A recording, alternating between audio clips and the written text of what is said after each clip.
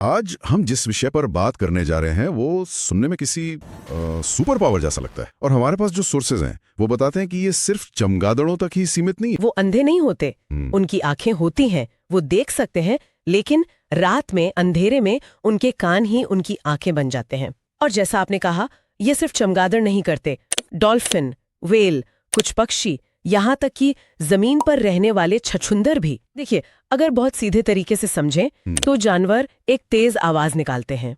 ये आवाज जब किसी चीज से टकराकर वापस आती है तो उस गूंज को, उस एको को सुनकर उनका दिमाग एक पूरी तस्वीर बना लेता है। हाँ, एक 3D मैप की चीज कितनी दूर है, उसका आकार क्या है, और वो चल रही है या रुकी हुई है। और यहीं पर ये और भी दिलचस्प हो जाता है। इसमें मुख्य रूप से 2 तरह के सिग्नल होते हैं।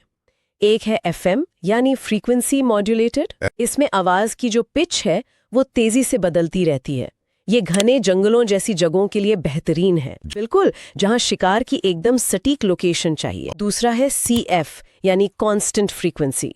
इसमें पिच एक जैसी रहती है। ये डॉपलर इफेक्ट का इस्तेमाल करता है।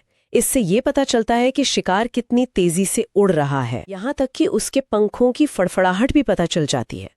ये खुले आसमान के लिए ज्यादा कारगर है। वो शिकार के बेहद करीब पहुंच जाते हैं तो वो अपनी क्लिक्स की रफ्तार बढ़ा देते हैं। इसे टर्मिनल बज कहते हैं। आप सोचिए, 1 सेकंड में 200 क्लिक्स। ये उन्हें आखिरी पलों में शिकार की हर एक हरकत की एकदम सटीक जानकारी देता है। पानी में तो ये तकनीक और भी जरूरी हो जाती है।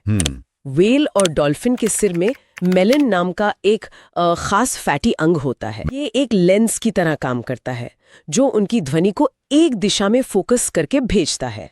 आसानी से शिकार कर पाते हैं और रास्ता खोज लेते हैं। बिल्कुल, ये विकास की एक बेहतरीन दौड़ है, एक तरह की आर्म्स रेस है।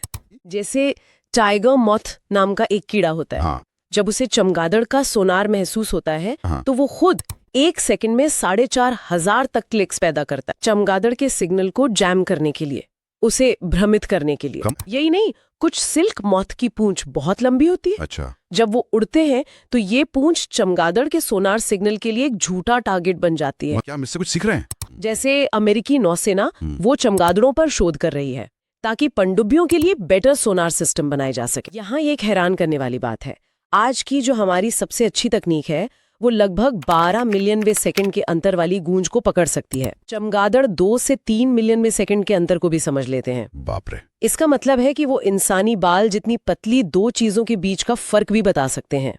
ये हमें एक दिलचस्प सवाल के साथ छोड़ जाता है। क्या? कुछ चमगादड़ जैसे इजिप्शियन फ्रूट बैट दिन की रोशनी में देख भी सकते हैं और साथ ही इकोलोकेशन का इस्तेमाल भी करते हैं।